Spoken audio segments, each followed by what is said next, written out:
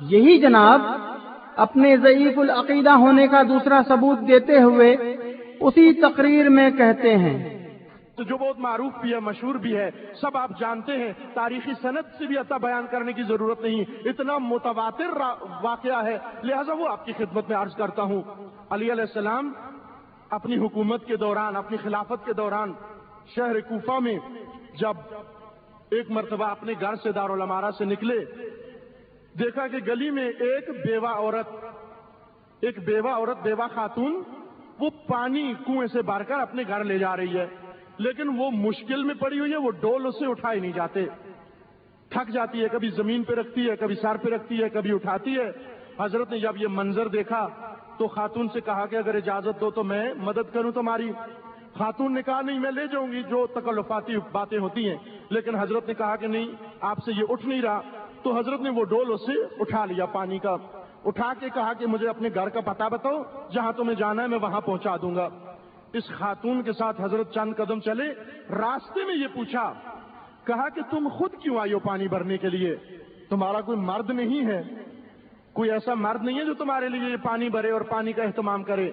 اس خاتون نے کیا کہا کہ اب جانتی نہیں تھی، معرفت نہیں تھی، اس کو معلوم نہیں تھا کہ کس کے ساتھ بات کر رہی ہے۔ اس نے بڑے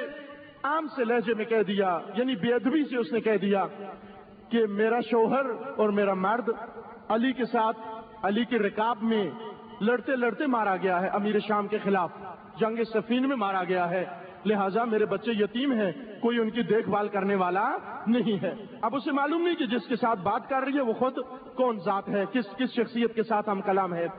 علی علیہ السلام نے اس سے یہ جملہ سن لیا اور سننے کے بعد گئے اس کے گھر میں، جا کر پانی رکھا اور پانی رکھنے کے بعد دیکھا کہ اس کے چھوٹے بچے بھی ہیں، کہا کہ اگر تم تھوڑی دیر انتظار کرو میں بھی پلٹ کر آ جاتا ہوں۔ حضرت گئے، وہاں سے کچھ کھجوریں لی، کچھ اور خشک روٹی لی، یا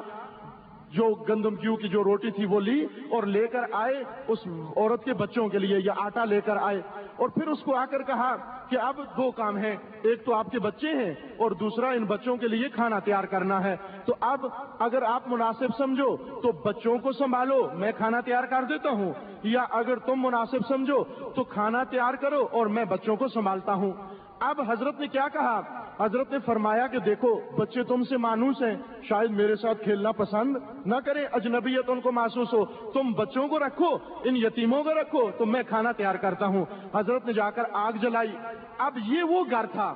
کہ جس میں مہینوں سے کبھی دھواں نہیں اٹھا تھا، کبھی لوگوں نے اس گھر سے اتنی غربت اور فلاکت کا عالم تھا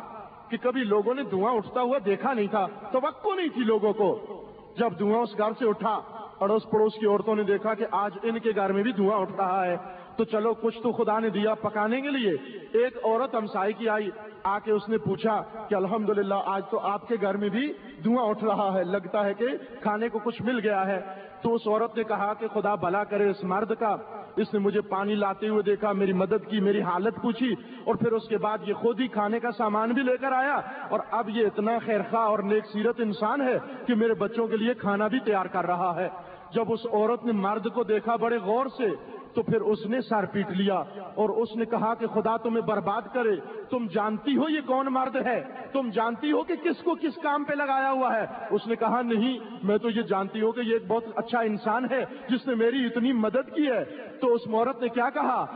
کہ یہ خلیفہ وقت ہے، یہ علی ابن ابی طالب ہے جو تمہارا تنور جلا رہا ہے، جو تمہارے گھر میں آگ جلا رہا ہے، جو تمہارے لیے پانی اٹھا کر لایا، جو تمہارے لیے بچوں کا کھانا تیار کر رہا ہے۔ تمہیں معلوم ہے کس سے یہ کام کروا رہی ہو؟ جب اس خاتون کو معلوم ہوا کہ اتنی عظیم شخصیت سے یہ کام نکلوا رہی ہے تو آئی ہاتھ جوڑ کر مولا کی خدمت میں عرض کرنے لگی کہ میری بے ادبی معاف کر دے، میری گستاخی معاف کر دے، میں جاہل تھی، نادان تھی، مجھے علم نہیں تھا کہ آپ کون ہیں۔ حضرت نے فرمایا کہ نانا یہ تمہاری وجہ سے نہیں بلکہ یہ میری وجہ سے ہے، اور حضرت نے تاریخ میں لکھا ہے کہ حضرت نے اپنا گال اس آگ کے قریب کیا، اس جلتے ہوئے شعلے کے قریب کیا، دیا. کہا علی اس آگ کی تمازت کو دیکھو کہ یتیموں سے لاپرواہی کی وجہ سے یہ آگ انسان کی انتظار میں بیٹھی ہوئی ہے. ہرگز یتیموں سے کبھی لاپرواہ نہ رہنا. کہا کہ یہ میرا فریضہ تھا کہ جو سپاہی میری لشکر میں اور میری فوج میں مارا گیا مجھے چاہیے تھا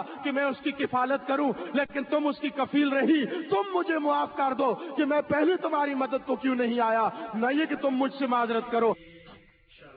سنا آپ نے جس کی شان میں آیا تطہیر ہو, جو کائنات کا امیر ہو, دنیا جس کے در کی فقیر ہو, وہ قسیم النار والجنہ, نعوذ باللہ ایسی کوتاہی کر سکتا ہے؟ یتیموں پہ شفقت کرنے والا وہ مولا تو شیشی میں بند چونٹی کو بھی رزق پہنچا دیتا ہے, فراموش نہیں کرتا. پھر وہ کیسے عادل کہلائے گا اگر وہ اپنی ہی فوج میں شامل ہو کر خدا کی راہ میں شہید ہو جانے والے کو بھول جائے اور اس کے یتیم بچوں سے غافل رہے. ایسی روایت کی